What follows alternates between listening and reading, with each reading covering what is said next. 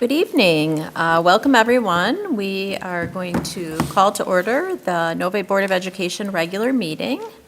Our first item on the agenda is our Pledge of Allegiance. We have some wonderful guests from Parkview here this evening. I will turn it over to Mr. Micah to introduce our little friends. Thank you so much, Dr. Ruskin. I had the opportunity to see some of our wonderful Parkview Wildcats out in the lobby before this, and I know that they are ready to lead us in the pledge tonight, as well as present a little bit about their school. So we're so excited to hear what they have to tell us. So I'm going to call up tonight to help us in the pledge, Elliot and Eliora Chun, Connor Cyrus, Jiho Song, Dawn Kuhn, Parv Chorda, Teresa Cherian, and Zara Malin.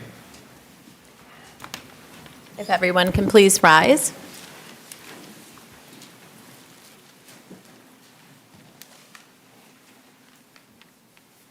Pledge allegiance to the flag of the United States of America and to the republic for which it stands, one nation, under God, Everyone can please rise. with liberty and justice for all. Great job.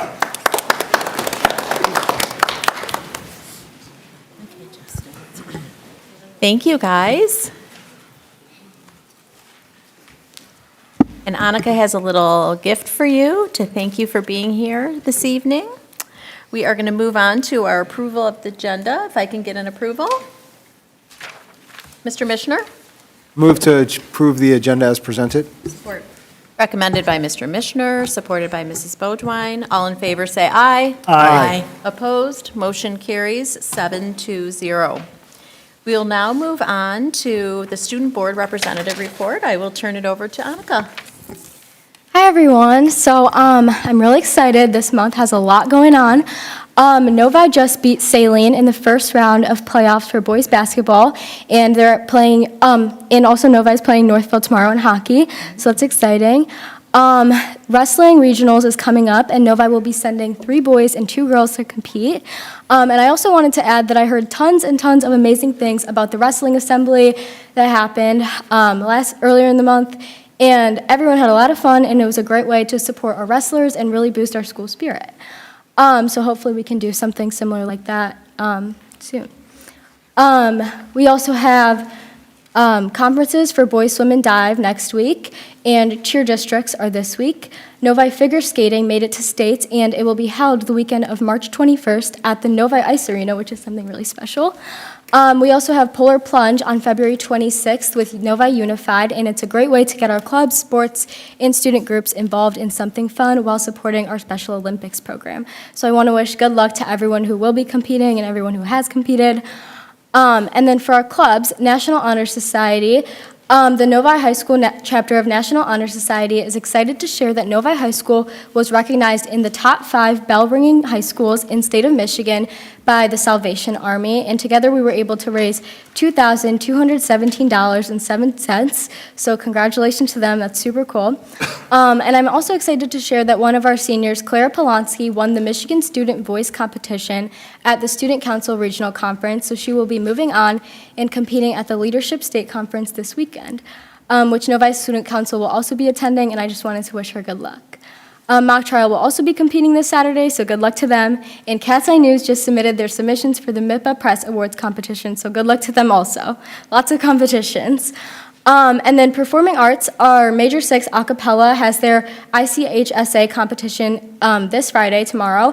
And I actually went and saw it. They had a little short mini performance in the auditorium today during lunch, so a lot of classes got to go down and watch them perform, and I just want to say they are amazing, so I know they will do great. I think every year they've made it to states almost, so I have no doubts about this time. And our one act competed and got 2nd place, and they also got the Fan Favorite Award and the GAFT Award, so congratulations to them. Our middle school unified basketball team had their first home game last week, and the middle school also kicked off the first week of February with a fun Spirit Week, which the high school will definitely be stealing ideas from in the coming Spirit Weeks. And that's all I have for us. Thank you, Annika. That is a lot. Yeah, definitely lots. We appreciate you reporting out to us and always appreciate you being here and being a representative of Student Voice, so thank you. We are going to move on to celebrations. This evening, we have two celebrations. I will begin with the weekly Wildcat recognitions. The Novi Community School District is proud and excited to present our weekly Wildcat recognitions from this past month. This program allows us to highlight our remarkable staff's efforts, which are submitted by staff members. It makes it a very special program when staff is recognized by their peers. So we really appreciate this program, and we're excited to announce this month's winners. Week of January 24th was Carly Evitz, social worker from Orchard Hills and Village Oaks Elementary. And the nomination that was presented said, "Carly is understanding and supportive of all students' needs. She goes above and beyond for the students and staff at Orchard Hills and Village Oaks. Carly is a joy to work with and a wonderful team member." Congratulations, Carly. Week of February 2nd, 2026, was Kathy Leffler Park, Executive Assistant here at the Educational Services Building.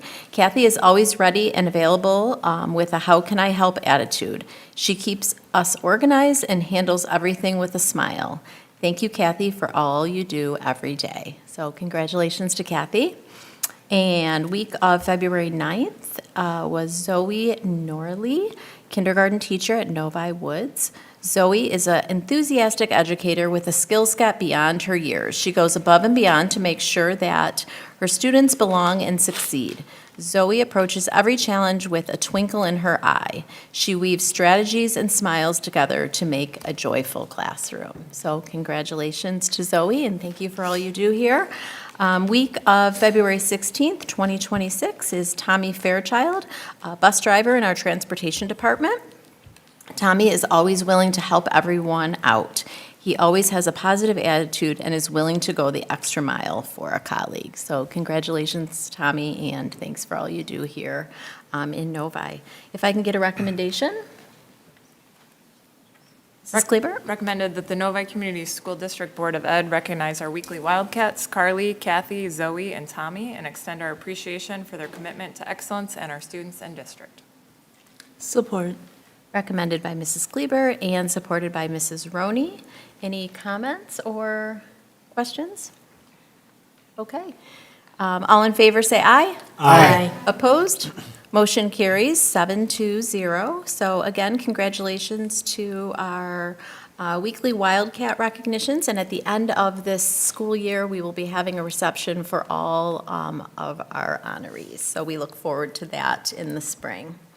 We will move on to the MASB Board Award recipients, and I'll turn it over to Mr. Micah. Thank you, Dr. Ruskin. Excited to recognize several of our board members this evening. The Michigan Association of School Boards, which serves as the body who supports, the association who supports school board members and their service in this state, has awarded our school board as well as 4 members of our school board with individual awards for demonstrating their commitment to student achievement and their own continuous improvement.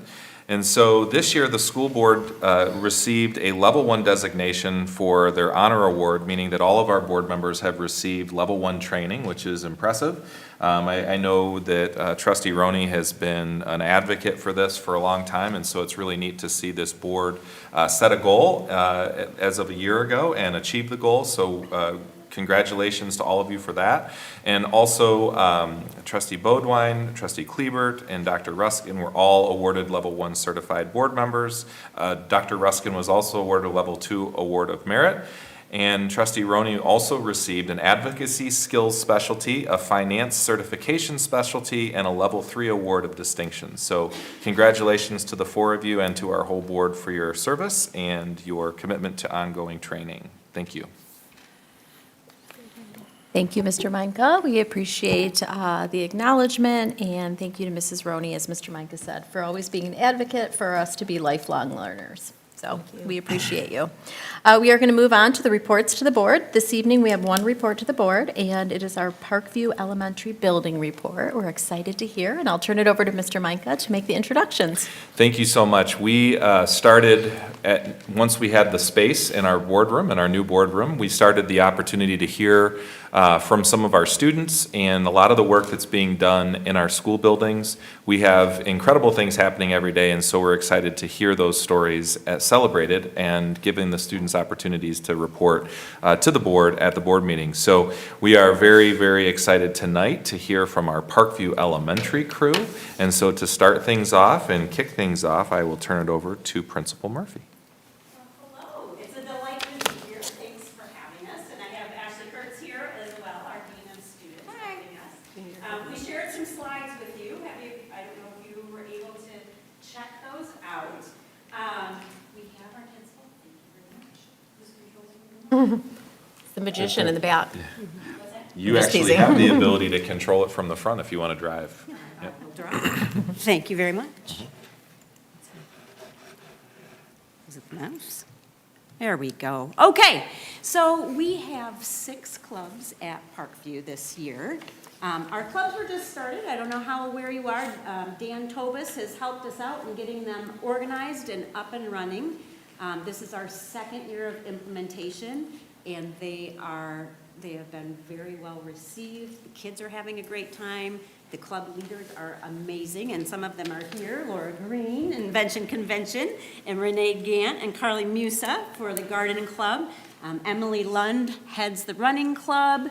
Laura Polk runs the Book Club. Sabrina Sweeney runs our Choir Club, and Chloe Ruel runs our Chess Club.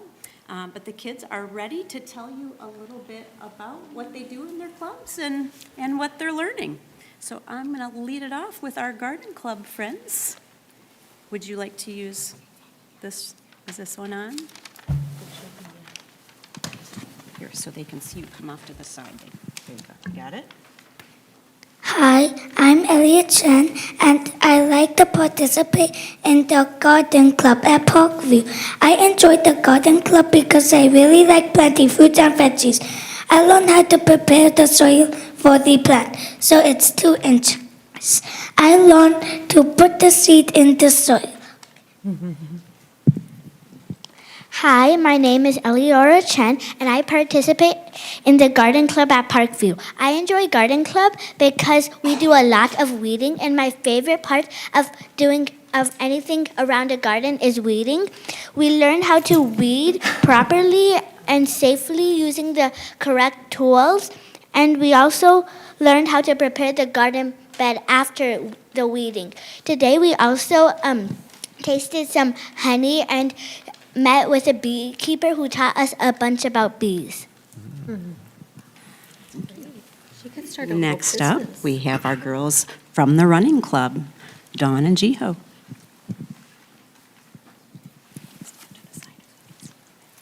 Hi, my name is Dong Koo, and I participate in Running Club at Parkview. I'm really grateful that I'm in Running Club because I get to get all my stress out when running. And also I get to make lots of memories with teachers and friends. Hi, my name is Gio, and I'm in 4th grade. Today I will present about Running Club. I enjoy Running Club because after school I can breathe a fresh air and I feel healthy. I learned important about Running Club. Running Club makes us healthy and make me feel fun. Good job, girls. All right. Next, we have Choir Club, and Zara and Teresa are going to tell you about that. Hi, my name is Teresa, and I participate in the choir club at Parkview Elementary. In choir club, we learn advanced music, and we sing and dance with all our friends. Hi, my name is Zara, and I'm in choir club. Some of the fun things we do is a performance at the end of May. I'm so happy to have after-school clubs because you can learn and do new things. Another thing about choir club is that we do performances, like the time we went to a U.S. hockey game to sing the national anthem, and we also have a performance in May, and we would like for you guys to come. The girls are also members of the book club, and that slide didn't get updated for us, but they can tell you a little bit about book club as well. So we are also in book club. In book club, we don't just do reading. We will read a chapter of a book, and then we'll do a craft that goes wrong and kind of make it into a play. Like Zara said, we don't just read books, and I also liked how at the beginning our teacher, Mrs. Polk, told us to tell us our favorite book, and I liked how everyone shared their opinion in their favorite book. Next, we have Connor Cyrus with Invention Convention. Hi, my name is Connor Cyrus, and I participated in the Invention Convention Club at Parkview. I enjoyed the club because it helped me learn and understand the building process of how to build an invention. That could be really handy for our future. At Invention Convention Club, we identified a problem and worked to find a solution. I came up with the idea of Fast Class, and I had made it through the first round of judging, and now I'm going to regionals. I am really grateful for how Miss Green set up the Invention Convention, and I know she put a lot of hard work in it, and she made it really fun. Clubs like these are important for young students like me to learn. Thank you. And last, we have Parv. Good evening, my name is Parv Chodia and I'm part of the chess club at Parkview. I joined chess club last year and I enjoyed it so much that I decided to join again this year. Last year when I was playing, I didn't know anything about chess, but my teacher, Miss Ruel, she taught me all about chess, and after I learned it all, I even taught my mom. I learned 2 things in chess. 1, to be patient when somebody takes a long time to move a piece. 2, to be compassionate when somebody loses, to help them out and make them happy. I think chess club is a useful place for kids to be because it helps them learn new skills, have fun, and play with friends.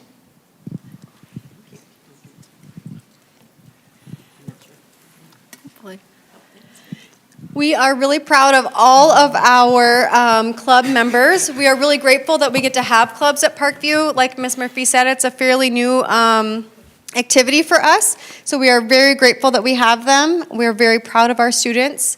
And we think that each club leans into our graduate profile and each of the categories and characteristics, but especially our purpose seeker.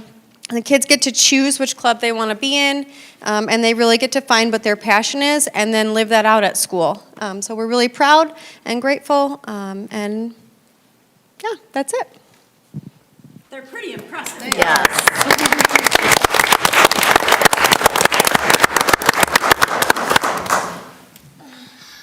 Would you guys be willing to take a few questions?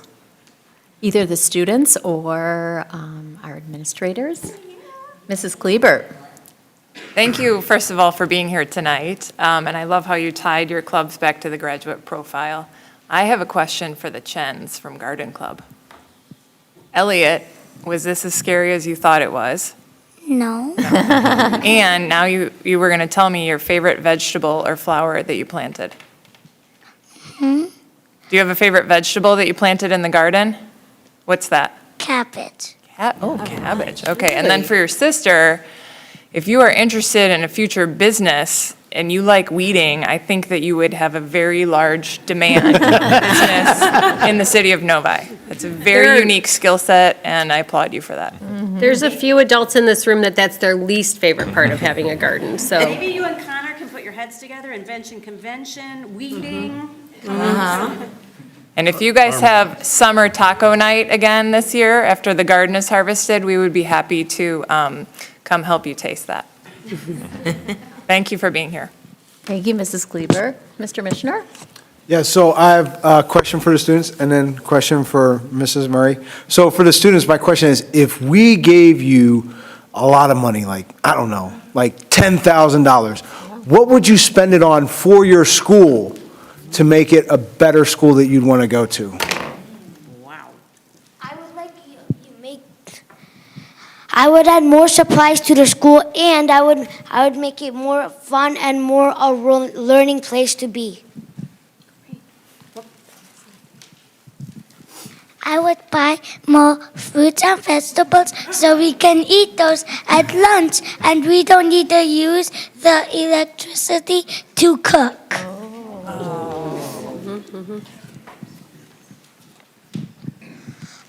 If we had that amount of money, I would probably make an invention to help students out, to help students out if they're a little confused on something. So if they were confused on something, they could get a little help from a little invention. With that money, I would buy like probably more supplies for the school and maybe even more instruments for the choir club and maybe even more books for book club. With that amount of money, I might buy some more art supplies for our art class because sometimes we lose like pencils and we're constantly finding them.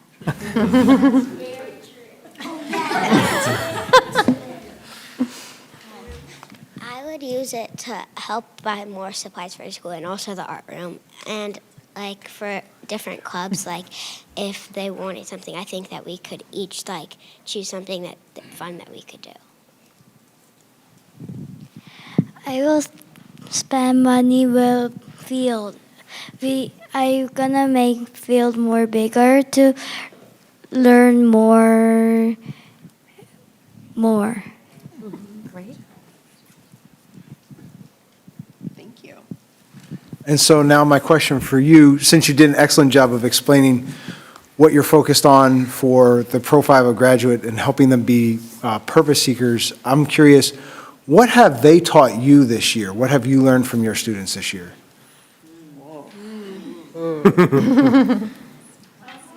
I'm thinking the joy of weeding is pretty Yeah, that's a good question. I'm just going to say, I think the kids on a daily basis teach us adults to be better flexible thinkers.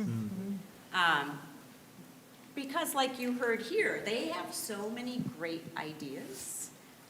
Sometimes they say something that creates questions in my own mind and makes me think of things in different ways. So that's kind of a habit of mine kind of thing, but they teach us to be better flexible thinkers. Yeah, I was going to say, leaning into the graduate profile, I think to leave everything with curiosity. Go into every moment being curious. Thank you. Thank you, guys. Any other questions? Mrs. Bodwine? So this is for the kids, and you don't all need to answer, but I wondered if any of you have any ideas of any other clubs that would be fun to offer at our elementaries? Because it seems like the ones that Mr. Tobis worked on, and we've got those kind of running now, but I don't know if there's more things you think we're missing. Zara has an idea. I think something that would be fun, since we have like a running club and like a book club and also a choir club, I think it'd be fun if you could have we had like an art club. That could be very fun, but you would have to find all those pencils. Yeah, I agree with Zara with the art club idea because like we have 3 clubs that go around our specials, and maybe like if we really like the special, like I really like gym, and so I'm in the running club. We could like maybe add an art club so you could like do more of your passion. That's a good idea. I'd say since we have a chess club and it's a game, so we could actually, and there's some people who like don't like chess club, chess, but they like other games. So we could actually like make like a board game club like that has like all sorts of games that you can play.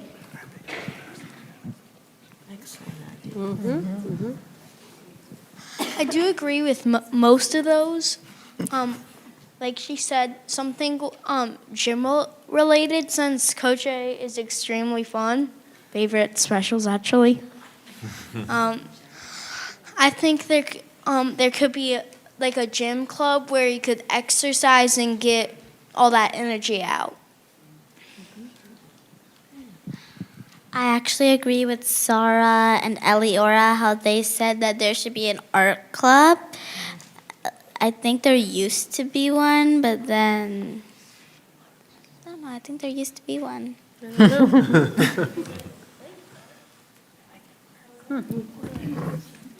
Great ideas. Thank you. All right, do we have any other questions? Okay. Seeing none, I want to thank you, Principal Murphy and Dean Kurtz, for bringing your amazing minds, students, to visit us tonight. It's really one of our favorite parts of the evening to have our students, parents, teachers support, like Miss Green, and watching her just be so proud of her student who's in her club. So we love having you here this evening, and thank you for taking time out of your day to be with us. We really, really appreciate it. So thanks again, and thanks for leading us in the pledge, kids.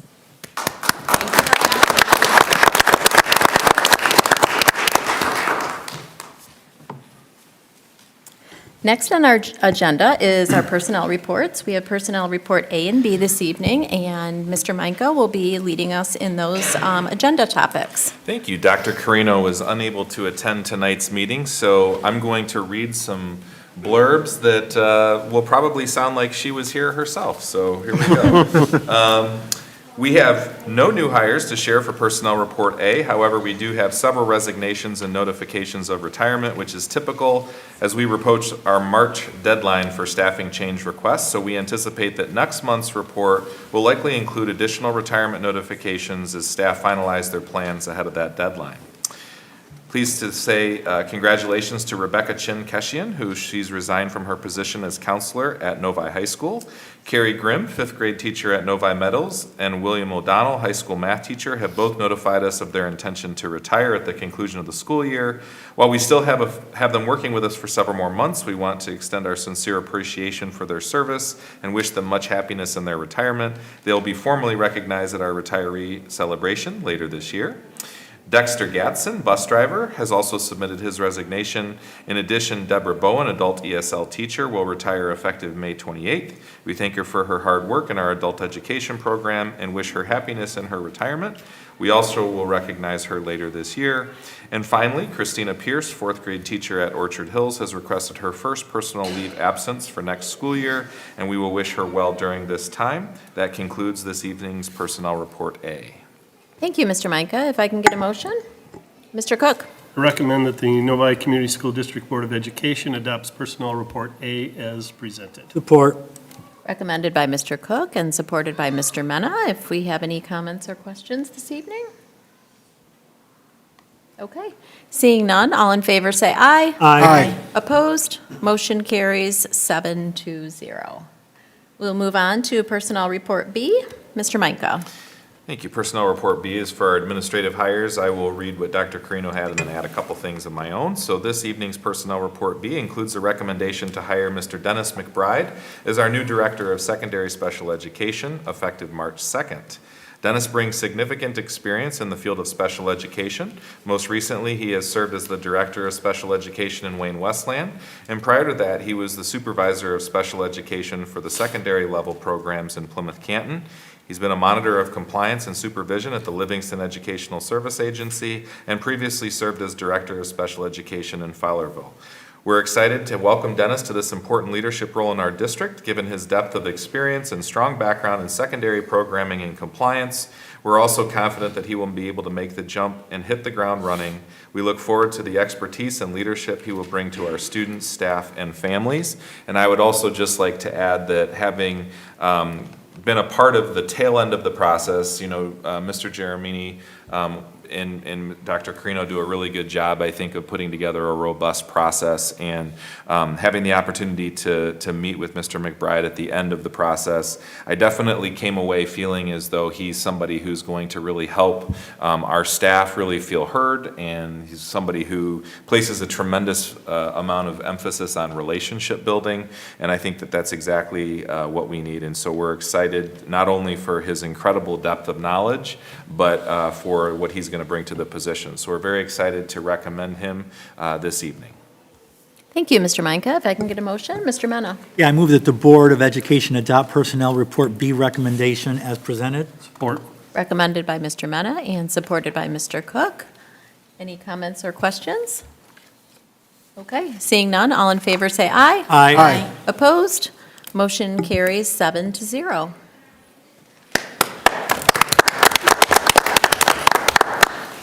Thank you. I was going to say tough crowd to follow, but I guess.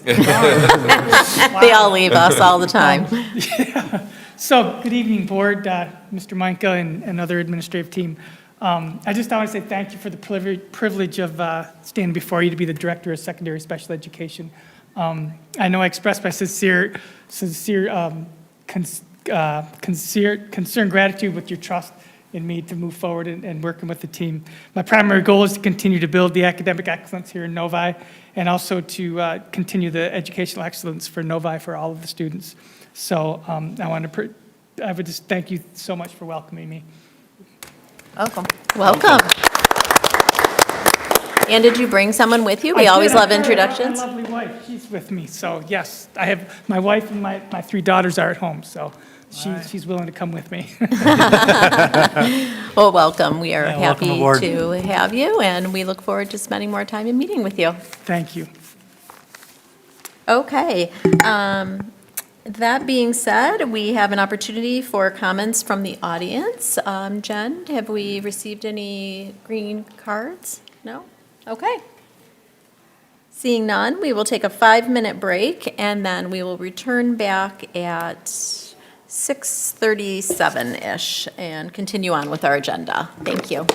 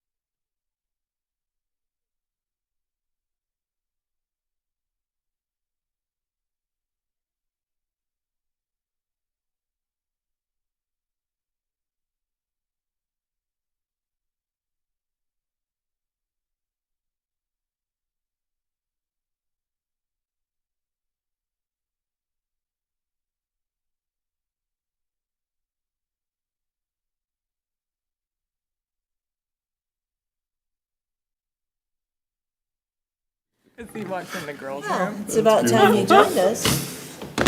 I need cream though. Well, we do have to respect our elders. You better. All right, moving on in our agenda. Tonight's consent agenda is approval of minutes of a regular board meeting January 22nd, 2026, approval of bills, board report January 2026, check register for January 2026, purchase card report for January 2026. Approval of field trips, we have Novi High School cross-country team camp, Novi High School DECA International Career Development Conference, Novi High School Robotics, Berrien Springs District Competition, Novi High School Winter Guard, and Novi Middle School Music in the Park in Cedar Point. If I can get a motion? Mr. Mishner? I move to approve the consent agenda as presented. Support. Recommended by Mr. Mishner and supported by Mrs. Roney. All in favor, say aye. Aye. Opposed, motion carries 7-0. We'll move on to information and discussion. We have 3 items this evening. The first is the Novi Community School District E-rate project vendor recommendations, and I will turn it over to Mr. Meinka. Thank you. The Technology Department, and Mr. Smith is here tonight if there's questions that have come up. But I wanted to kind of make sure I do a little level setting around E-rate. E-rate is a federal program that essentially gives the school district 40% rebates on any government-sponsored and approved technology projects. So we have 2 projects in particular that we're hoping to move forward at next month's meeting. It's here for you tonight for any questions or discussion. There's really 2 projects that we'd like to bring you up to speed on. And so I'm going to ask Mr. Smith to kind of come up and just kind of give you a high level of what those 2 projects are.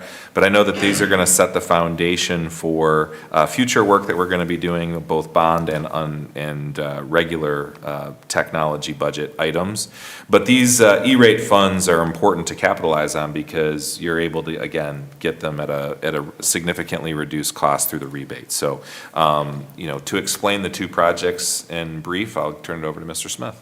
Hello. So the first project is structured cabling, and essentially a structured cabling fiber option. So we have our network closets throughout the district, throughout the buildings, and what we have to do is the fiber needs to be replaced in between the 2 network closets. Currently, they operate on multi-mode fiber, which was great 20, 25, 30 years ago. We need to bring them up to speed to single-mode fiber. Essentially what that does is going to bring us up for 1 gig, potentially up to 20, 40, 60, 100 gigs, future-proofing any projects down the road. So that's the first one that we're going to do for E-rate. The second one is that our uninterrupted power supplies, UPSs that sit in our network closets. So when power outages happen, systems fail, those stop the switches from coming offline. Those are currently 8 years old that are in, 8, 9 years old that are in various closets. So the plan is to get those out, put new ones in. These new ones will also have some environmental controls that will let us know before they fail as well. That's essentially it. It's not a wonderful topic or anything glamorous, but I'll have more to come once the more glamorous side, once we get the backbone and infrastructure settled in. Thank you, Mr. Smith. Does anybody have any specific questions? Mrs. Roney? What brand of the power supplies are we looking at? Eden. Eden, okay. Is that what we currently have? No, we currently have cyber power. Okay. Any other questions? Mr. Mishner? And so this is just a replacement of current technology, upgrading and updating. There's no new implementations going on? For the UPSs, correct, yeah. So we currently have UPSs, they've just run their course, and it's time to get some new ones in there. Over time, the technology themselves just start to degrade, the electronic components would degrade, so the UPS has got to be replaced. The fiber this technology is not in use anymore, the multi-mode, so we have to bring it up to speed. The future is, my plan is to, like the new Wi-Fi, the demand that we're getting from classroom technology now is just putting such a strength on our bandwidth that we have to upgrade that to a stronger, more durable fiber. Thank you. Mr. Mena? was going to ask you if I'm walking down the high school past one of those clocks and I hear that beeping, Yeah. does that mean that we won't hear these anymore? That would be one of our UPSs, yeah, that lets us know that the battery's either died or getting ready to, and it needs us. And currently, that's all we have is that beeping, and we don't get alerts. So these new ones will send us an email when they're getting ready to die. Good to know. Any other questions? I just have a quick Yeah, question. Mrs. Kleber. Are these expenditures, were these scheduled and we were budgeting for them, or are these unexpected? And this might be more a question for Ms. Cicluna. If either of you guys know, were these budgeted and scheduled? They were or part are of these- our 10-year budget that I've outlined.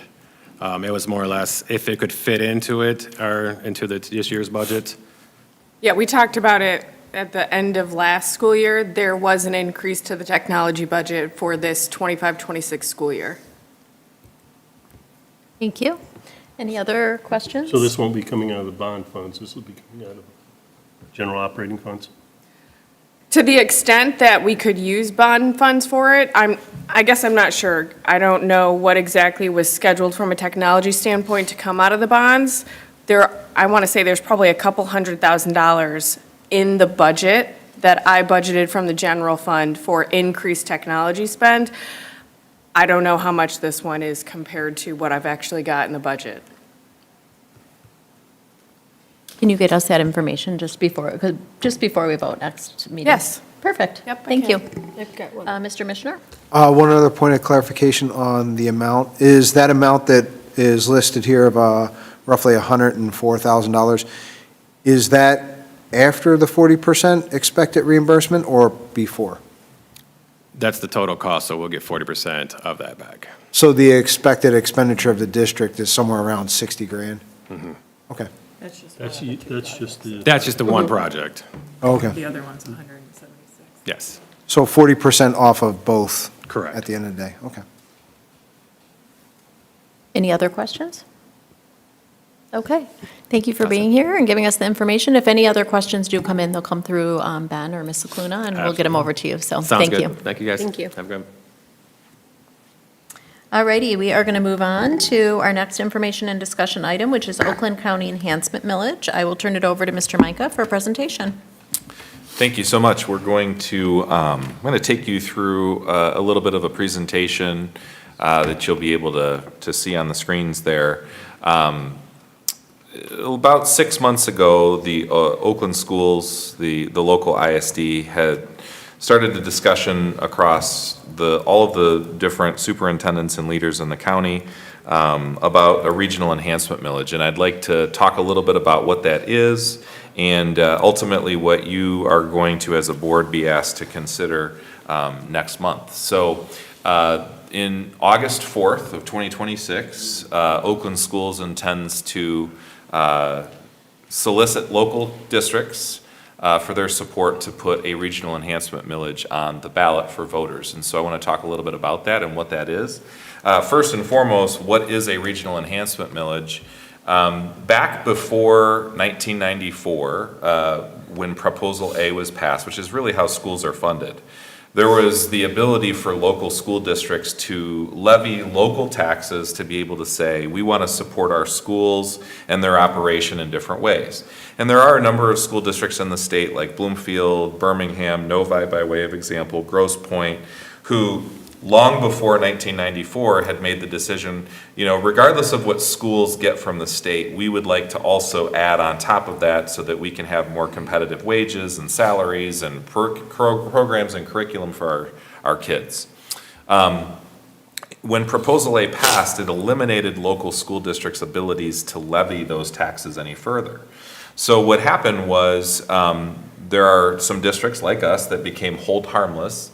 And essentially, we could not increase the amount that we were taxing our community to make more money than any other school district. So that number for us has been eroding pretty quickly over the last 25 years, and that will likely eventually fall off completely, as it will for the other districts based on Proposal A, unless that stays.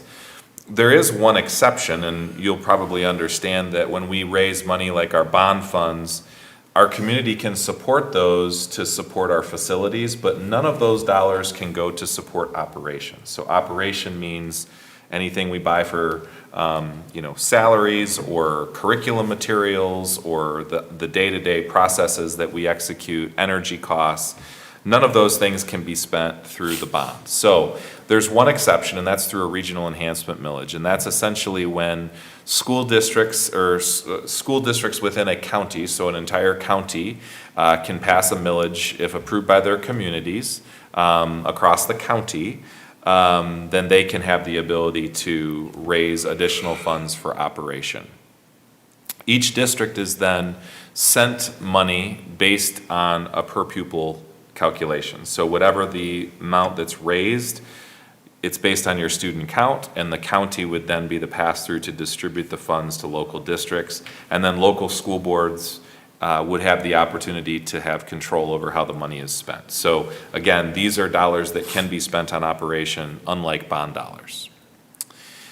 To give you a little bit of an example of what's happening across the state, there are a number of counties who have had regional enhancement millages for quite some time. I think most notably, if you look at Macomb County and Wayne County, which are relative neighbors to us here in Oakland County, you'll see that Wayne County has had a 1.9 mil enhancement millage for well over a decade. In fact, I think it was back in 2016 when they had their first millage. And so they just had another renewal. And, so that means that places like our neighbors to the south are receiving a significantly higher amount of money than the Oakland County schools are. And so when we think about being able to be competitive with our, peers in Oakland County or in Wayne County and Macomb County and other places that have passed these enhancement millages, Kent County is another county that's very large like us that houses a lot of very similar schools to Novi. And unfortunately, they're just able to levy these funds and be a little bit more competitive than we can be here in Oakland County without an enhancement millage. So the proposal that's being put before voters on August 4th is a 1.5 mil levy over 6 years. This would generate approximately $780 per pupil annually for a 6-year period. It would cost approximately $150 per year on a home that's around $200,000. And if successful, the millage collection would begin in December of this year. So the reason that we're making this obviously available not only to the board, but to anyone in the community that would like to know, this is kind of being spearheaded by Oakland Schools, but local districts will also have to provide a resolution that allows for the Oakland County School Board to move forward. As we've been discussing this pretty extensively, there may be school board members who would support this. There may be school board members that won't support this. Really, I think the question that is being asked of local school boards is, will you support the voters of Oakland County deciding whether or not this should pass or not? Not whether you support it individually, as more of, do you support the local voters of this county making that decision? So this gives a little bit of an example in how you get to the average of $781 per pupil. It grows over time with the projections. So the way that this would impact Oakland County, it would, essentially look to grow with property values. And so these are conservative estimates. But just to kind of give you a little bit of an idea, and again, we'll post this presentation and obviously with our board meeting, so anyone in the public that has questions can ask as well. This just gives you a little bit of a taste of how this can impact our district. So obviously we can reduce class sizes, we can enhance student wellness, safety and security, we can increase teacher salaries, retain more substitutes, we can attract additional talent, provide more professional development, enhance programming, and stabilize the district budget, as these would be considered general fund dollars. I think this is an important chart because it shows a trend that's particularly challenging for schools. I think when we think about what our teachers' salaries are, I think we've done a great job, and this board has been very supportive of making sure that we're staying in that top tier of what teachers are paid. But it's just not keeping pace with even inflation. And so what you're looking at here is a bar chart from 2010.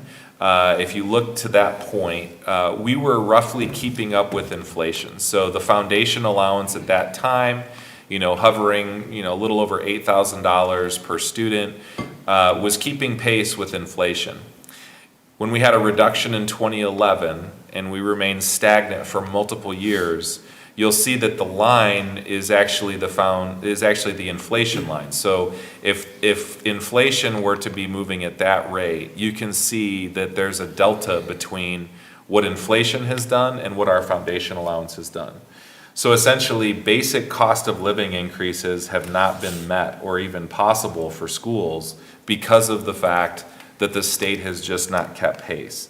And when you hear us talking about the state budgets and the frustrations around taking money out of the school aid fund to support road funding, or taking money out of school aid fund to support higher education that can charge exorbitant amounts of tuition costs, this has become quite a frustration because we're not focusing on funding our public schools and the work that we need to do in our K-12 systems. So this trend has continued at the state level, unfortunately. So what local communities have done at the county level is they've said, well, we're going to do our best regionally here, at least at our county level, to try and raise the funds to keep our schools hopefully keeping pace with at minimum inflation. And I just believe that the funding model in the state is inherently broken. And when you start looking at entry-level jobs for teachers across the state and you compare that to any other industry, it's just not even close. And so we have to do things like this and as a county in order to be able to do anything different to address this trend. There are increased needs, so I don't think this is something that is surprising to any of you, but you know that we're seeing greater social emotional needs. We have tremendous medical needs and just rising overall costs for goods and services. We have 169,000 plus students in Oakland County. 56,000 of them are economically disadvantaged. We have 15,000 English learners, and we have 22,000 students with disabilities. And all of the students that are in these categories require intensive amounts of support and love and work that a lot of our people are doing that are very, very great. But there is a financial reality to being able to bring people in to support our students with the funds that we have.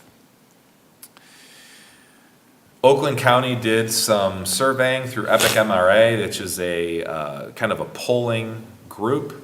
And what they found is that uninformed voters versus voters who were informed, created some pretty promising results.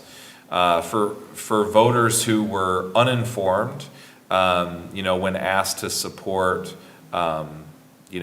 potentially a local increase in revenue, responded very favorably. So this particular chart shows cold versus info. Cold would be whether or not you would support a regional enhancement millage to give districts added revenue. Without any information, around 50%, 49% said yes. But when explained what the realities were and also what a regional enhancement millage was, that number moved to 62% yes. So this gives some information about what the preliminary polling companies through Oakland schools have determined, that there does appear to be voter support for such an initiative. So again, as I stated earlier, we're being asked to bring this to our local boards, and the question really is to let the board, to ask the board for their support to let voters decide. The board's resolution is not an endorsement of the millage itself, but it does allow voters to make the decision. So from a mechanics perspective, 51% of the student population in Oakland County, as represented by the local school boards, would have to have a successful resolution at the local level to then move to the county at Oakland Schools, where they've indicated that their intention is to pursue putting this on the ballot on August 4th. I am not an expert in this area, but I'm happy to answer any questions you might have about the Oakland County, Oakland Schools Regional Enhancement Millage. Thank you, Mr. Micah, and thank you for that information and some clarity. Does anybody have any specific questions that we can ask Mr. Micah, or at least he can get further information for us? I have a quick question. Yes, please. When was our board, or when were you informed about this resolution? And the reason I ask is because we just had, I'm sensitive to the fact that in Novi particularly, we just had a city millage, we had our millage renewal, and I wasn't aware of this obviously until recently. I don't think others were, but I just wanted to confirm. Yeah, so in terms of whether or not, this was going to happen, we really knew at the turn of the new year. Discussions have been kind of happening for the better part of 5 years. Long before I came here, I think the county has been mulling, whether or not this was something that needed to be done. I think what happened was the last 2 years' state budget cycles have thrust kind of the impetus for this a lot faster and a lot more forward-facing. So I think the challenge with a regional enhancement millage, as you're kind of centering on, is the fact that it's hard sometimes for local communities to understand, what bonds do and then what something like this would do. So the $425 million is, we're so grateful for. That's gonna revolutionize our school district. That's gonna make a huge impact.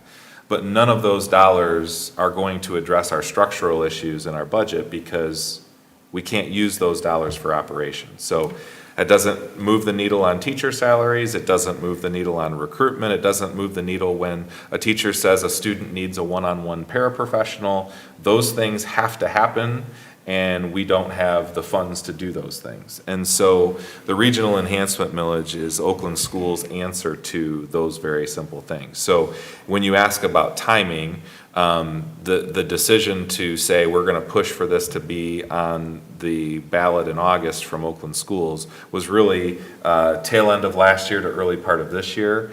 And then we were asked to bring it to our school boards in February for votes. I had indicated, as several other districts did, that with one board meeting a month, we need to give board members and communities time to hear that information. So we'll ask for a support on this resolution in March, but that way people have time to ask questions. But I think, as a community that has been supportive of education, it's important to help people understand that this is not in any way, shape, or form tied to our bond, and this is also not a Novi initiative. This is an Oakland Schools initiative. Thank you, Mr. Micah. Mr. Mishner? So would I be correct in stating another way to look at this is, since state funding has not kept up with per pupil costs and needs, this is the county's way to kind of protect our student body across the county from, dwindling funds at the state level, and be able to kind of bolster that per pupil dollar amount that we need in order to do our day-to-day operations. Like our bond that we just passed is like a home improvement loan. You can do a lot with it, but you can't like buy groceries and go to the movies and that kind of stuff. You need daily income for that, and this would be a way for our voters to increase the district's daily income operational funds. As perfectly said, that is exactly what it is. This is the only way, quite frankly, that any schools have the opportunity to increase operational funds outside of what the state appropriates. Yep. Thank you. Any other questions or comments? Mrs. Roney? I just have a comment. If you look at the governor's budget that she has put out, our increase is only going to be probably about $250 a student. And she is going to raid from the school fund $1.8 billion for the universities. So again, as Ben has pointed out, it's inept. So $250 is not even inflation. And so something like this, I think, would greatly help every school in Oakland County out. Thank you, Mrs. Roney. Any other questions or comments? Mrs. Boldwine. So, Mr. Manka, is it correct that these funds are then divided out on a per pupil basis? That is correct. So we have to report our student count from the fall as well as the spring. And so they'll take that total count for the last year, and then that's the number that's used to determine how the number is divided. So they'll take that aggregate across the county, we'll get our per pupil number, and then they'll distribute it on a per pupil basis. And the estimate across the 6 years is going to average out to be about $781 per student. Okay. And then just an observation from this presentation, and thank you for bringing this to us. I know one of the neighboring districts that we tend to be kind of, I don't want to say competitive with, but compared to frequently, that district has actually a higher millage in that county.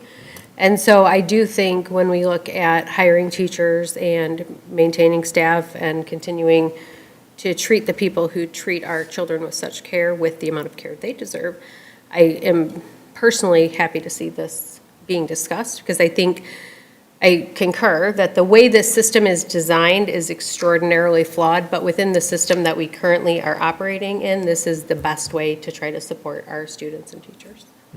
So thank you. Yeah. Thank you, Mrs. Bodwine. I'm just going to make a few comments. So one, I really, really appreciate you bringing this forward to educate not only us, but the residents of Novi. I think that's probably the most important thing, is that everyone has the information they need to make an informed decision. I could sit up here and say I support it, I don't support it, you know, I could play both sides, and that's kind of what I'll probably do.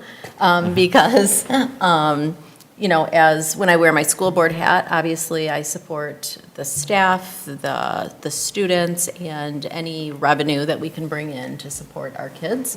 I also have respect for kind of the angle that Mrs. Klebert was going and asking her question, that we as a school board just went to our community members and asked for a bond increase. And so although they're different, some people might see this as asking for more and not understanding the differentiation. So I think really our job here as school board members is certainly as a citizen, you can support or not support, but what we're really asking in this resolution is, should our taxpayers be given the opportunity to make an informed decision, whatever direction that goes. And so I will certainly be supporting that resolution, because I think that that's what democracy is all about, and we should be allowing our Novi residents to vote on this. And so I'll be supporting that. Whether I'll be supporting the resolution or not is a secret.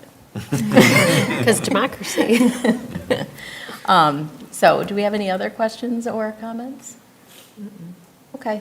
If anything comes up, certainly this will come on our agenda as action at the next meeting. And certainly I love that we're going to put this out there for the community members, because there will be a lot of questions, I think, support and questions from taxpayer dollars and things like that. But it's our job to make sure that our citizens are informed. So I really, really appreciate that. We are going to move on to information and discussion, the last item, and that is the Novi High School field, turf, and track discussion. I'll turn it over again to Mr. Manka. Thank you. I'd like to start by just kind of saying, as we get into, now we're going to shift gears into bond projects. So these are projects that are not paid for out of the general fund, but are bond. One of the first projects that we're going to be starting with at the high school is the, obviously, performing arts. We're working on the activity center, and we're working on the innovation hub. This summer, we are going to be bringing you soon, we've got bids out, and we'll be bringing you recommendations for elementary playgrounds. We're going to be doing that this summer. We have a number of other projects that we'll be engaging on this summer that you'll be hearing about soon. And one of the other projects you're going to hear about is the replacement of our track and our turf at the field at Novi High School. It's at its usable life. For those of you that may or may not have known about the field, it's been in existence for quite a while. It's held up very well, but it's well beyond time. Our team's taking care of it, but it's time to replace it. You're going to see in an upcoming board meeting a much more extensive bid-out process for the work to replace the track, the earthwork that's done to do that. We're going to come in and actually very impressed with our team at King, Scott, Plant Moran, and Chrisman. They've got a plan to come in and get that entire project done this summer in time to be out for our teams, our fall teams, to be on it, playing on it, doing all of the things they need to do. But one of the things that has a long lead time is the turf on the field itself.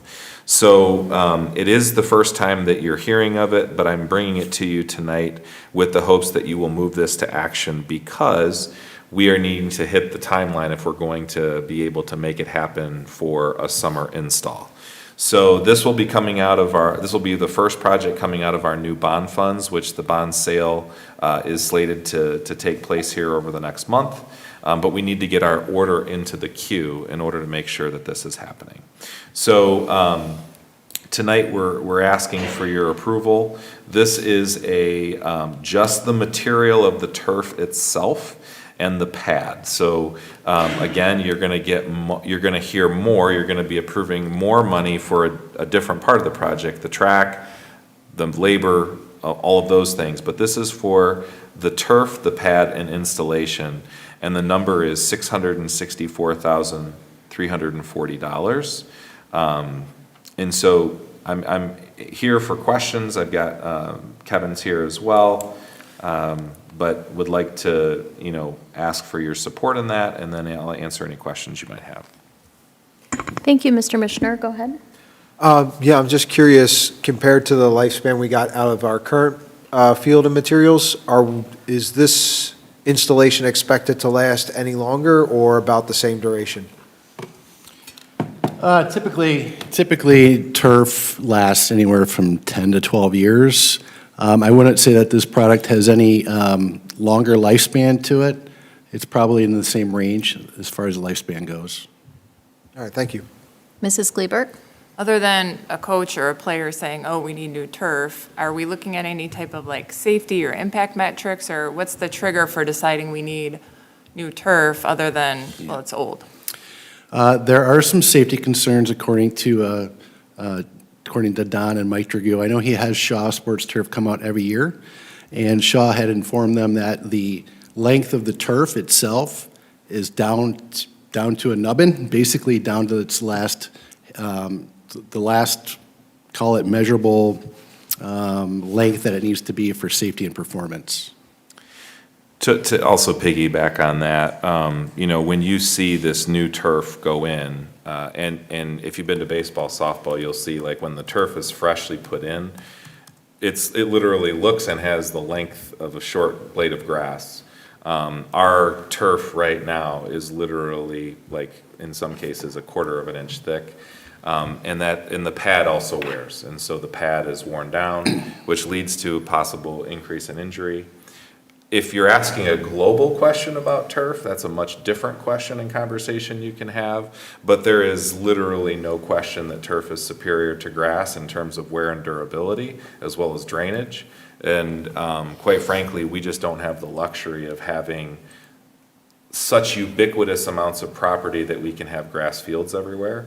So that is our primary playing surface. And so if you were to do it in anything other than turf, there's just no way that our athletes. Yeah, no, I'm would not be able asking that by to do any means so. it's turf, it's staying turf. I just want to make sure we're making like a data-driven decision and not just because the athletic director thinks it's time, right? Like, That's never a way we make decisions, but I will tell you that we have tremendous amount of spreadsheets that our maintenance and operation team, as they care for it, they have sweepers, they have to inject the little black pebbles that your kids all come home with. The reality is that we have a usable life on these products. This should have been replaced a year or two ago.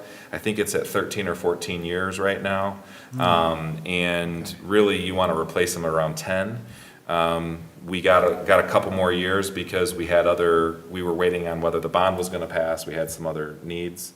So this is well beyond the time at which, if you were to look at a facilities report and you look at our our usage on when their replacement schedule is, we're already 2 years past. So they're kind of like tires, and we've been running on bald tires for a year or two? That's exactly right. So we don't have anyone just kind of go out and say, I think we need new turf. We look at our actual facilities review report. That decision is based on, the length. When it gets certified and it gets inspected, they say, you're really maybe a year ahead or behind. Our baseball field was a similar situation, but it actually aged quicker because we used a different product. And so that's why we've gone with Shaw. Shaw is the product that's on our current field, which lasted well beyond what we thought it would and has held up pretty well. So we included the Shaw product on the baseball and softball turf as well. So when we, to your point, when we had the turf on the old baseball field, it was wearing at an accelerated rate, so. Thank you. Do we have any further questions? I know that we talked about action, one second, Mrs. Kleber, and we'll bring that down into the next item because it's actually listed. So we don't need to have anybody make a motion for action. Mrs. Kleber? Yeah, I have one more. On page 5, the field diagram that's on there now, are those lines similar to what we have now in terms of like the sports that it supports? I know we play lacrosse and field hockey and football and track and field. We're adding flag football. Is that, are all these included in here? Is this the same as what we have now? I can Is tell this you the that finalized diagram, or? The version we have in the board package is actually outdated, because there's been iterations of it over the last week or so. I will be happy to share with the entire board the latest rendering of the fields. Is this similar to what we have now, or are we adding the ability for more sports to play on here? It's going to be similar. So the standard lines that you'll see, and actually it's a good question. It's a very good question. There's a couple things. First, the lines that are going to be included on this field are going to be the lines that we have currently. So field hockey, lacrosse, soccer, and football. There is kind of a philosophy of if you put too many lines on the field, it becomes very difficult to even tell sometimes when you're playing different sports. For example, we're going to be doing and coming to you for the Meadows field, which is going to be the new turf field behind Meadows. We are not going to line that field for football. We actually have multiple other sports that we'll be lining it for because they're going to be the ones using that turf. So we believe that the high school needs to be the most flexible at the stadium. So that's why you're going to see lacrosse, field hockey, soccer, and football. Now, for any other sports that we may include, there is a paint application that is kind of temporary that we can put onto the turf itself. And we have done that in certain cases where we have like a special event that we have to do that for. But these are going to be reflective of the same kinds of lines that we have currently. The only difference in the rendering that is in your packet and the latest rendition is that symmetry became somewhat of a thing. So you're going to see wildcats on both end zones. And the other piece is if you look at the drawing, on the north end zone, that is currently asphalt, and this is actually going to capture that area back with turf. So it's going to allow for other teams. You're going to see agility ladders there. You're going to see the ability to do other activities in that space that was otherwise just literally blacktop that was not utilized. And the other thing that you'll notice is that the Power Cat in the final version is actually going to be white with a black outline, so you'll see it a little bit easier.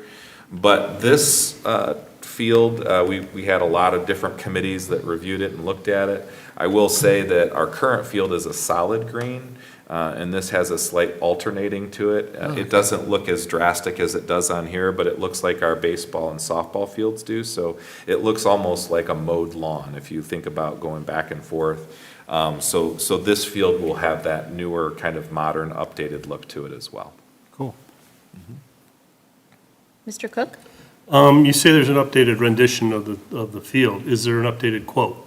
Because as I look at the quote, I do not see field hockey listed on here for the markings. Yeah, with the updated version that I will share, we did confirm with Shaw if there was any additional cost, and there is not. So the price that we have shared tonight is reflective of the current layout and rendition of the field. Which includes field hockey. Correct. And thank you for turfing the one end. I go through so many footballs Yeah. on that asphalt, it's ridiculous. One other thing that I might mention, since you were both talking about the design, we're not bringing the track to you tonight for approval. That's going to be in the next package.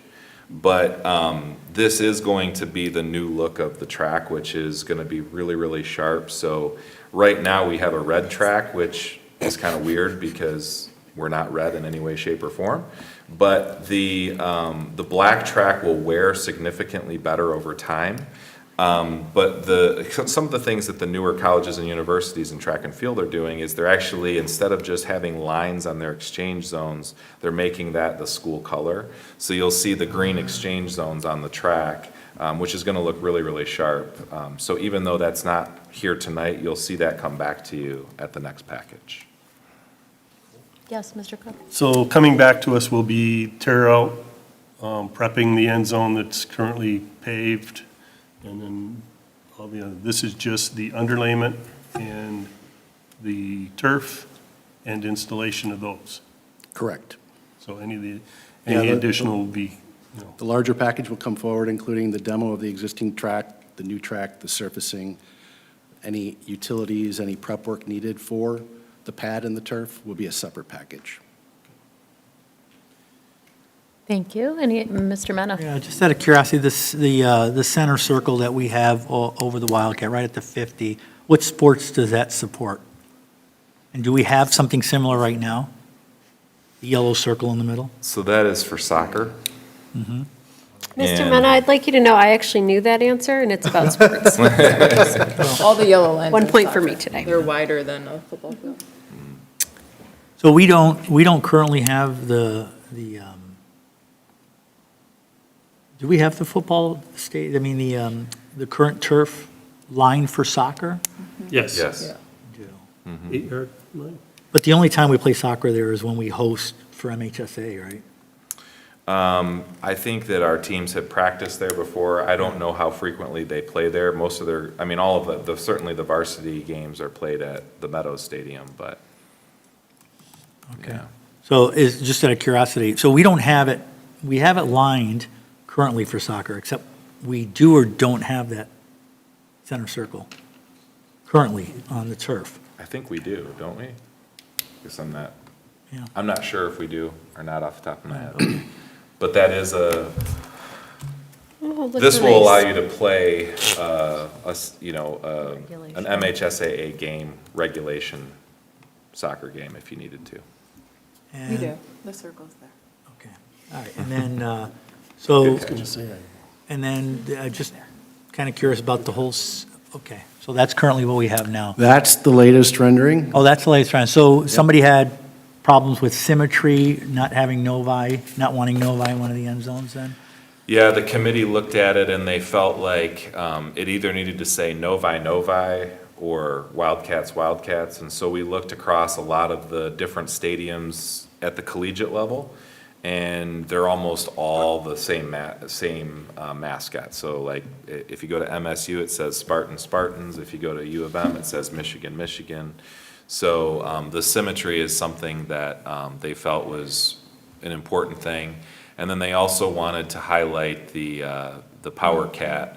One of the things about the Power Cat in this particular case, you'll notice that there have been some new rules in the MHSAA that the Power Cat or the logo in the center has to have the lines go through. And so you'll notice that includes that, I don't know if you can blow that up anymore, Kevin, but. But I get what you're saying there. Yeah. So it's that one. Yeah. It's got the green line. Nice. So you can see that the lines actually travel through the head of the Power Cat. That's based on new rule changes from the MHSAA. Yep. Any other comments or questions? Mrs. Bodwine? Okay, so it sounds like there's already committee people who looked at this, and I'm just wanting to share a thought I have here. Would it make sense to swap the soccer and lacrosse colors? Because and I don't know if anyone else will even know this or if we'll be able to see it from the stands, But I feel like I might like that circle around the Power Cat to be black instead of yellow. But that might just be a me problem, and I just wondered if we'd looked at that as an option. One thing I never do is pick colors. It's kind of my We thing. can certainly take that back to the folks that opined on this and see what the thought is behind that. Yeah, I mean, I don't think it would make a huge difference, but I think it might. I think part of the problem is, because I've been on a lot of soccer fields, the yellow is harder for the players to see, but look at every single yellow line on there. And now you've got black lines going through the end zone, it aesthetically doesn't really work. I agree, I like the black outline around the center, but you would have black outlines everywhere that there's yellow, and it's be cutting through everything. Yeah, I see what you're saying. Okay, that's fair. Is there a standard, do fields have soccer is yellow, field hockey is purple, something is pink? I mean, do they have a standard through other schools, or we can just pick whatever colors we want? I wish I knew that answer, but I don't. Sorry. Unfortunately. I don't know if there's a standard per sport. Question for Don. Yeah, I'm not aware of if there are specific colors that have to be used or not. It's not have to, it's more of a standard. Yeah.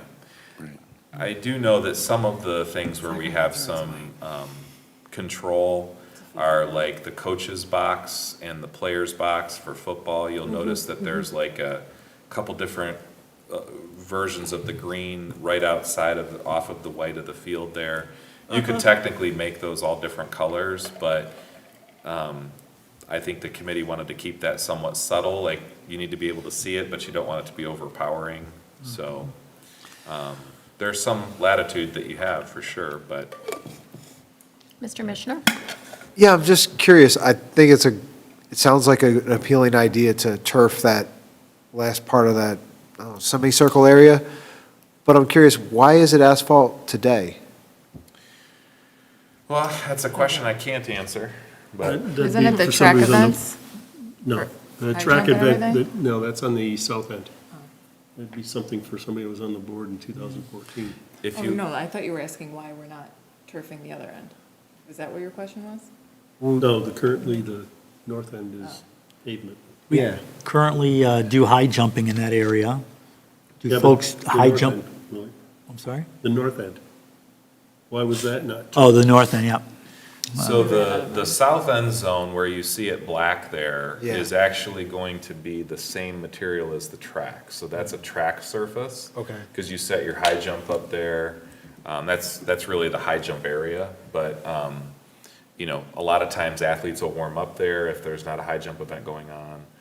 So, And then the side on the left, the north end, that is currently asphalt, shown as turf here. correct. Why, but we don't know why it's asphalt today? We don't know There's no why. good reason? That's the only thing I can think of.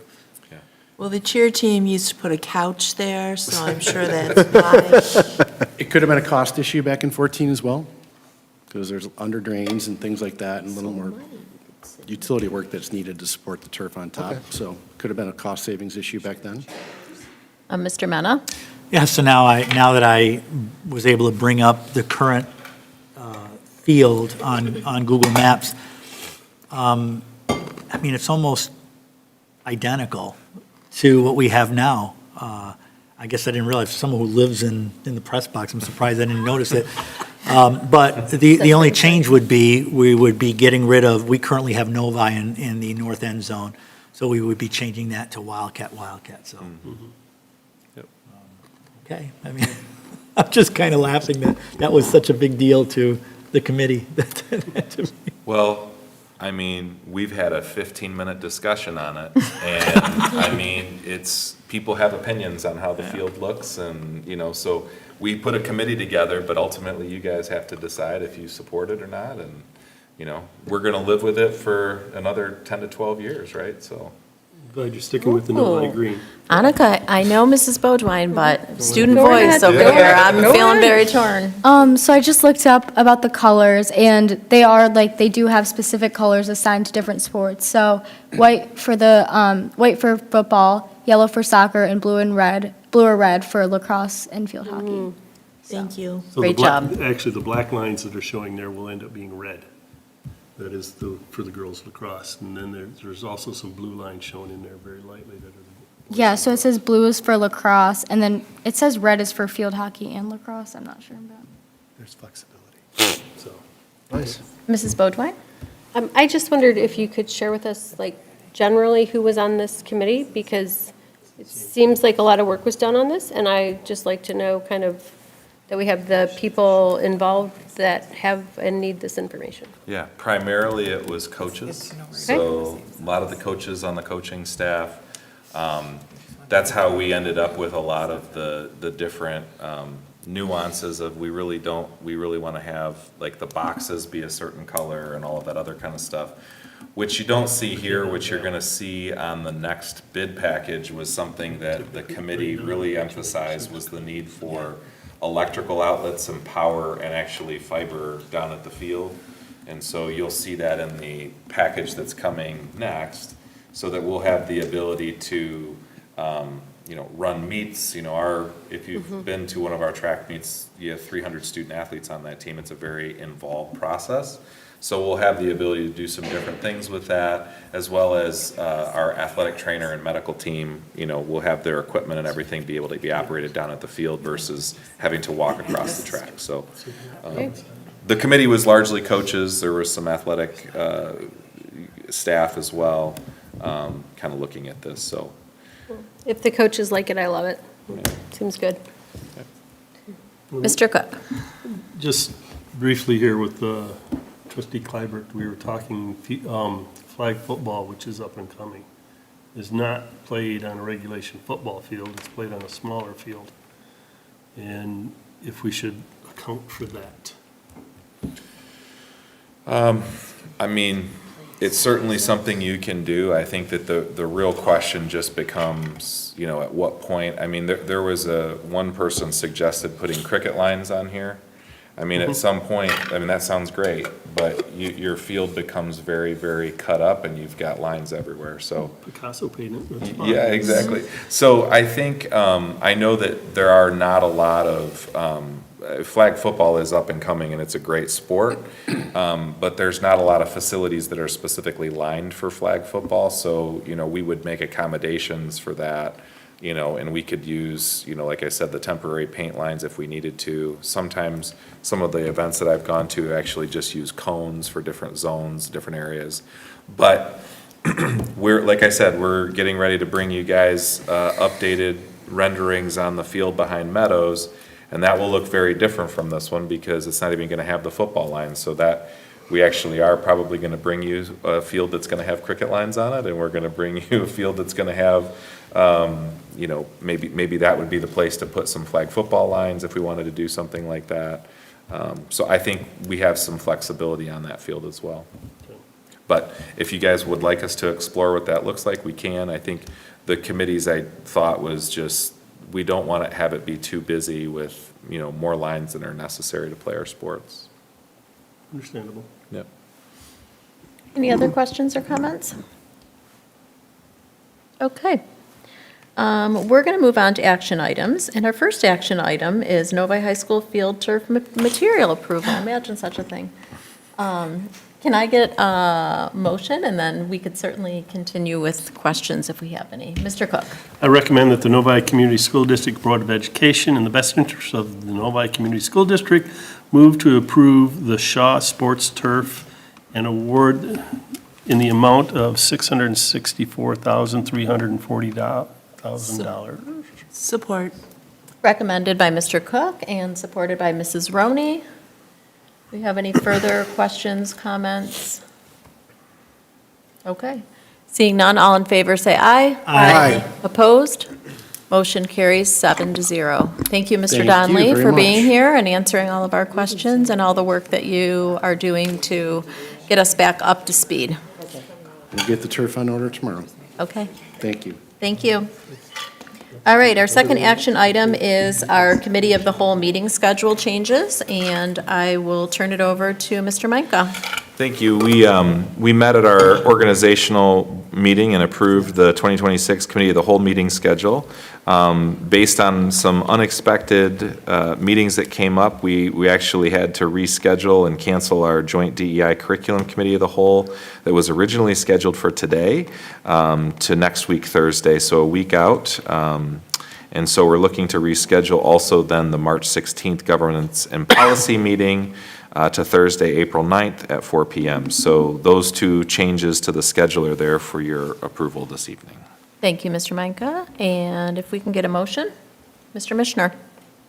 I move that the Novi Community School District Board of Education approve the moving the joint Diversity, Equity, and Inclusion Curriculum Committee of the Whole in Thursday, February 26th at 3 p.m. and the Governance and Policy Committee of the Whole to Thursday, April 9th at 4 p.m. Support. Recommended by Mr. Mishner and supported by Mr. Mena. Any questions or comments? Seeing none, all in favor say aye. Aye. Opposed? Motion carries 7-0. We're going to move on to our committee reports. We only have one committee report this evening. We have the Ad hoc City of Novi Community School District Site Engineering Committee. Do you want me to start, Mr. Micah? or- Sure, yeah. Okay. So I was asked to put together an ad hoc committee for a specified purpose. So the City of Novi Council and three Board of Education committee members went to the city today to have a committee meeting specific to some site and civil engineering things that we are looking to collaborate with the city with as we move forward into some of our building proposals that are going on with our bond. So we had a wonderful meeting over there. It was nice to actually sit down with the city and collaborate and share some of our thoughts and ideas and needs that we have moving forward. We kind of got a flavor for what their thoughts were. It's specific to a drainage retention pond and an easement of a road. So it was kind of good to hear their thoughts and feelings. And the real idea behind this is that, one, we're working directly with them and collaborating because there is a lot of moving parts. As you know, their bond passed regarding their police station, their police and fire, and our bond passed for our capital projects for the next 6 to 8 years. And so there are some things that help make that building move forward in a positive direction. But most importantly, we as a board, I think that I can speak for everybody here at the table, we in the past have discussed that we don't want our architects and our engineering team and our designers to spend money coming up with a beautiful, amazing design on a piece of paper that isn't feasible because we need to work in collaboration with the city to make that happen. And then we spend money on something and then we have to go back and say, well, that was great and it looked beautiful, but that's not going to work because we never even had a conversation with the people involved. So I don't know if you have any more specific questions. Specifically, though, if the board is wanting to hear the specifics, Mr. Meinka and Victor, who is the city manager, will be coming here to our board and will also be going to city council with renderings and specifics regarding the needs that we have moving forward to break ground for our athletic area that's going to happen over the next 3 years. Is that correct? Yep. Yeah. So do you have any specifics that you would like to share, or did I miss anything? No, I thought that was excellent. Again, we're going to be coming to do a joint presentation at both the city council as well as our school board. This was something that was really prompted with a scheduling concern because one of the things that happens when you go to do a construction project of this magnitude is you run into, where are you going to put water? Where are you going to get permits to put water? All of those other types of things. And we have all the ability to do all of this on our own, but it's a lot better for our community and will save us a lot of money if we can do things in partnership with them.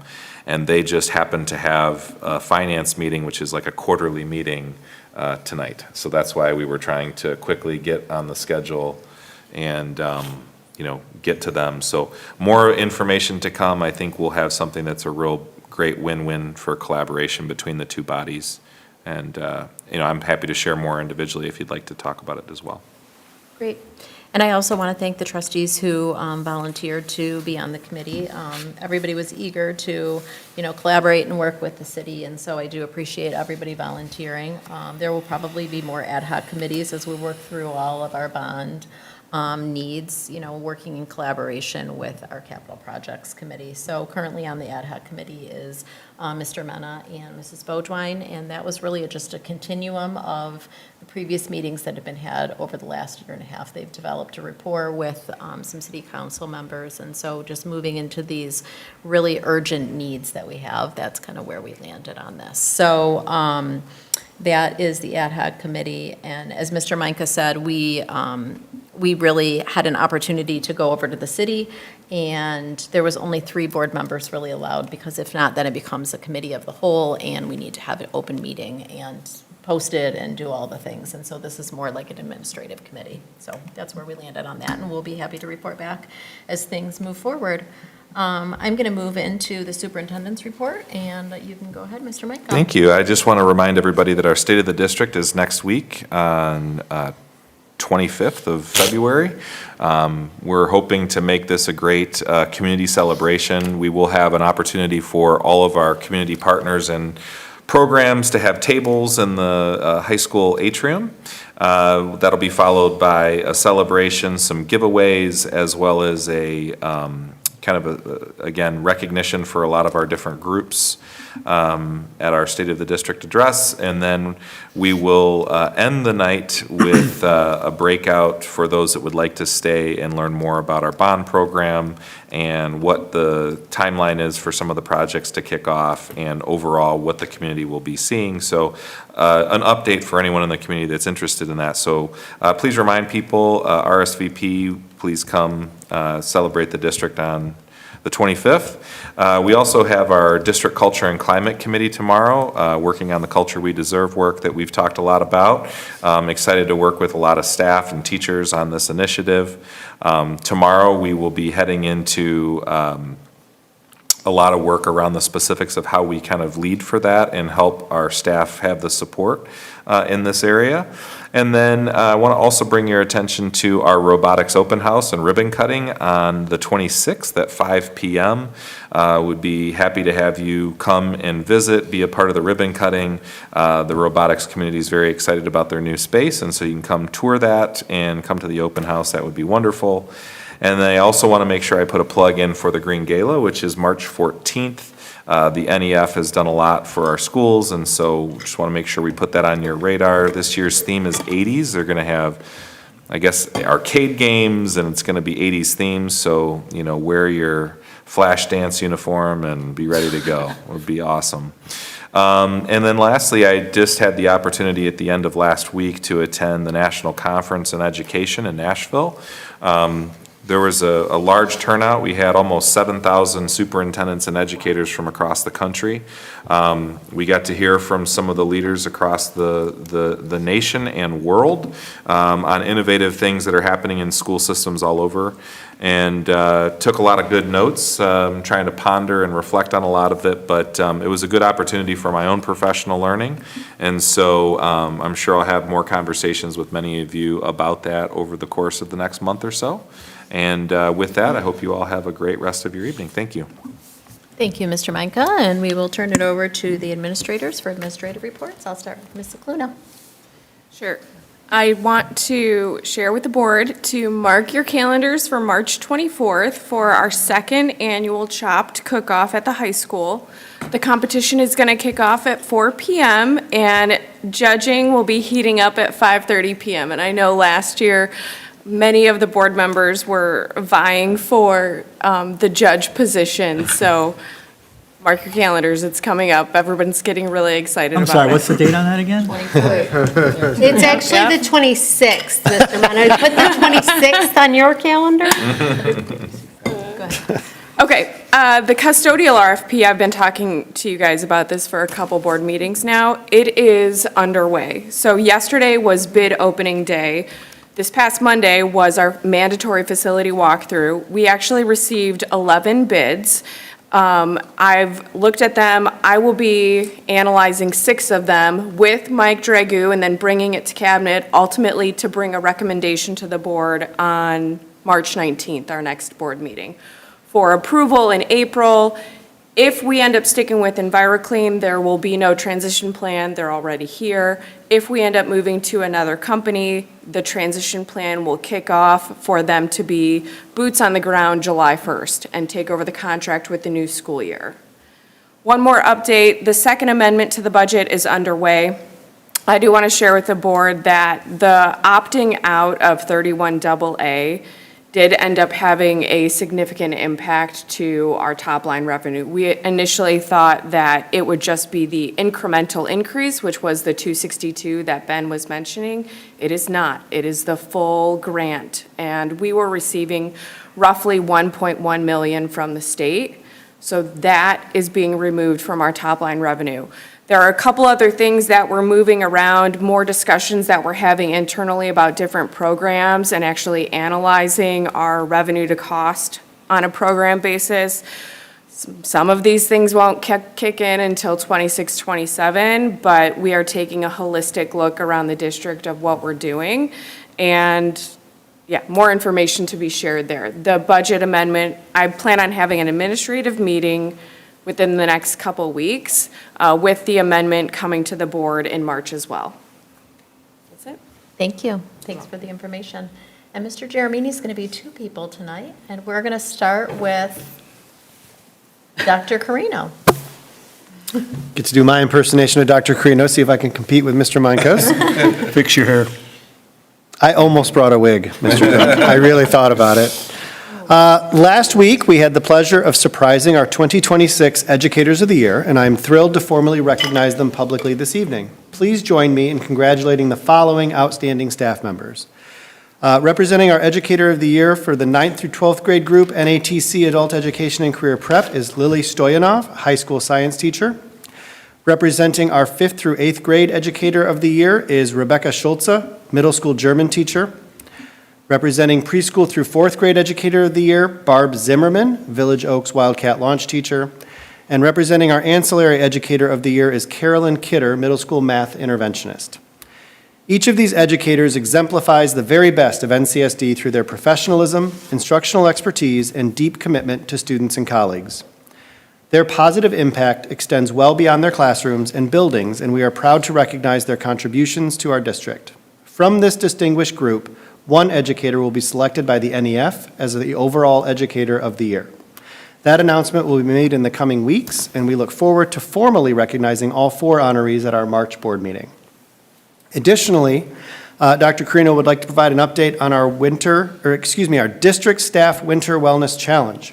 As of this afternoon, 243 participating staff members have collectively logged 24,025.5 miles, 44% of our 55,000-mile goal, with 20 days left. Currently, Novi Roar is leading, followed by Novi Middle School and Village Oaks. We appreciate the active participation among so many of our staff and anticipate a strong finish. Get your steps in, Micah. Sorry, I edited. Finally, as we look ahead. She would never say that. She would never. Finally, as we look ahead, preparation for the 26-27 hiring season is underway. We will participate in the Michigan State Education Fair on March 9th, host an NCSD recruitment fair here in mid-April, and an NCSD Special Education recruitment fair in early May. We look forward to hopefully welcoming new NCSD colleagues to our district in the coming months. And that was as Laura as I can be. Great job. Okay. Are you ready to move on? Get a break? All right, Mr. Jeremini. Thank you.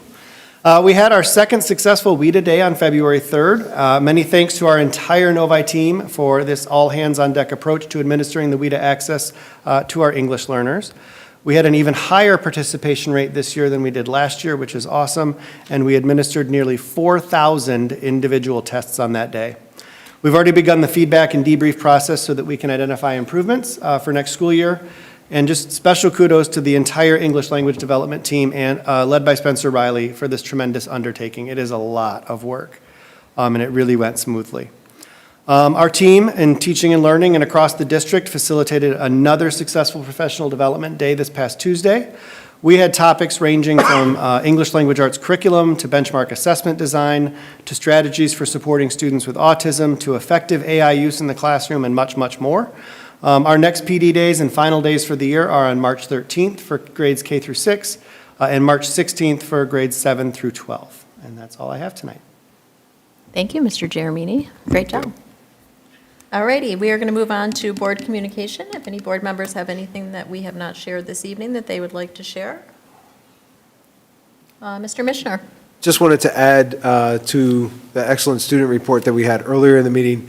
I did get the privilege of attending the middle school unified basketball competitions so far this season, and I have to say that the athleticism shown on the court is superb. We actually have one of our athletes is actually dunking in the games. The energy and enthusiasm of all the participants is fantastic. And I have to say, at least for the home games, the staff administrative support and even the student body support is fantastic. There are signs, there are cheers. We had Let's Go Novi going, Let's Go Wildcats. The stadium was rocking and the athletes were just performing at their very best. So it is really an excellent thing to come and watch. If anybody hasn't seen our unified sporting events, come out. You can catch the middle school ones going on right now, and there's other ones throughout the season. I would highly recommend it. Thank you, Mr. Mishner. Any other board reports? Ms. Kleebert. I have a question/comment. The elementary kids that come at the beginning of the meetings, I love their honesty, their enthusiasm. I think it makes our meetings fun. Is somebody tasked with like taking what they have to report on? So for example, they would like an art club, a board game club. Is somebody tasked with like, let's email that to Dan Tobis? I'm not saying we need to add those, but like, are we providing their feedback? Like I got bacon added to Meadows because I texted Mrs. Sinclair, but is somebody tasked with providing that feedback? Not currently, but we I should. was I would planning to let assume- Mr. Tobis know the next time I spoke with I him was just that wondering art in club would general. be fantastic, Okay. but we don't know that we have an official process. Good idea. You want to be in charge of one? No.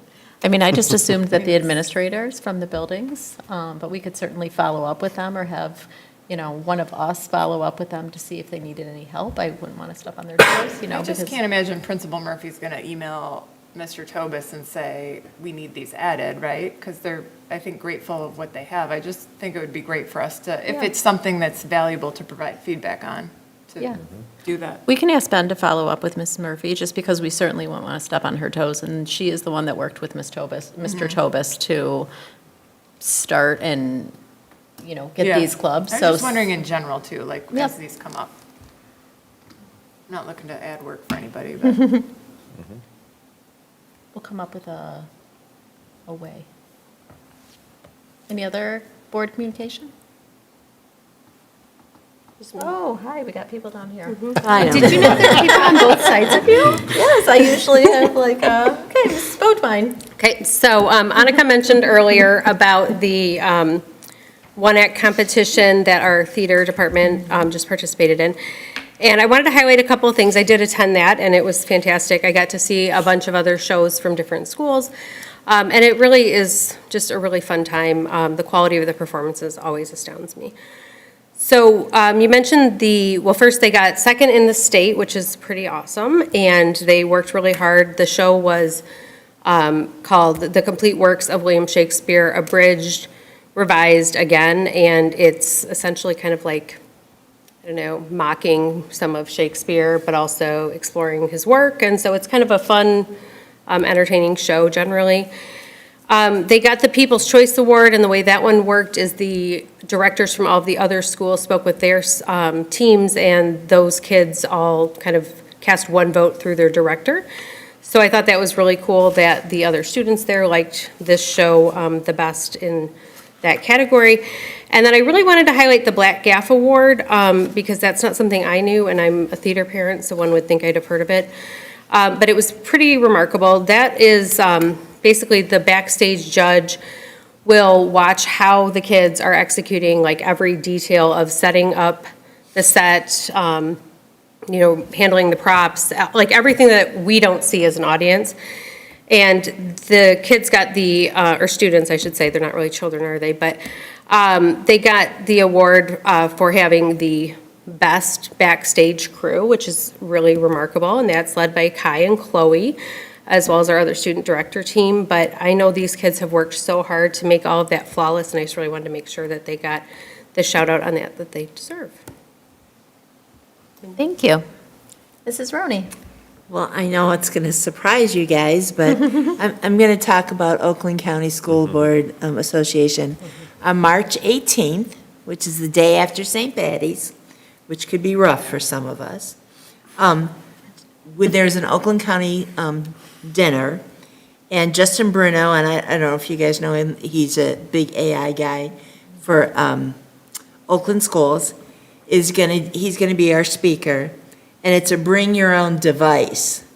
So he's gonna go through things and work you through things on your own device. So I don't know, if you don't have any portable, I'm sure Ben can supply us with some. And so that's the big thing that I wanted to get across to you. Excuse me. June is the awards dinner, which we will get recognized as an award, as a board, so it'd be nice if everybody could go. Do we have a date? You're always putting lots of things on us here. I'm sorry. Mrs. Roney? Give us specific. It's in the middle of June, I'll let you know. I could try to find it, but I don't want to bore you guys. Okay. Oh, and then I did send you guys from our GRC meeting last night. Actually, Jennifer sent. It's the update, but it's got the governor's budget in here, which it's not good. I mean, they're going to give us money, but take it away. It also has another one of those caveats that if you want this money, you've got to agree to investigation or whatever else. So they're sticking it to us again. Thank you for that report. You're welcome. I did want to mention something, Annika, you may or may not know, but the word on the street, so if this is false, just ignore me. But I think that the POM team competed this past weekend. Yeah, they did. Oh, I think they did. Yeah. They, when they go to like the pre-states, they get put in like Division I or Division II. So they got put in Division I, which is a really big deal for the Pommers. And I think they got second place, which is really pretty amazing because it's a super hard competition. And even when we've had really exceptional teams, they have not fallen into a place that they felt like they had put the efforts in. So I had heard from actually my daughter, who's living in a different state, that the POM team got D1 second place. So I think that's true. I If knew it's they not, competed. I good. didn't know what place they had. Yeah, so I think that was going on. The other thing I wanted to mention really quick, and it's just a little side note, when our students were sitting here, I was laughing because it says class of 19, wow, that was my class. Sorry about that. Class of 2036. So isn't that crazy to think? And it's going to go by so fast, but you are the class of 2026, which I think would have never come, but That now is these so kiddos crazy. are 2036 and 2034. We're working with Principal Carter now on our commencement speeches and stuff, and it's so crazy. It feels so real, and it's coming so fast. It's crazy. We I only know. have 48 days left of the school year. Oh, we'll enjoy every moment of them. So, okay, we are going to move into a closed session. I will get a motion in 1 second, but just so the audience knows, if you're still with us and you're watching, when we come back, we will not be taking any action. So we're going to have closed session, and then we will adjourn the meeting. So if I can get a motion for closed session. Mr. Cook? I move that we, You always like to do it, so here we go. Consistency is grand. I was going to slide under the table on that one, I thought. I move that the Board of Education moves to closed session for the purpose of negotiations, OMA Section 8, 1C. Second. Okay, recommended by Mr. Cook, supported by Mr. Mishner, and my secretary, Mr. Cook. It changes, I can't. If you could do a roll call vote for me, I would appreciate it. Vice President Beaudoin, Yes. Secretary Cook, yes. Trustee, or Treasurer Kleebert, Yes. Trustee Mitchner, Yes. Trustee Mena. Yes. Trustee Roney, Yes. President Ruskin. Yes. Motion carries 7-0, and we'll just go into our closed session, and we'll be back for adjournment pretty quickly. You know, you can just take.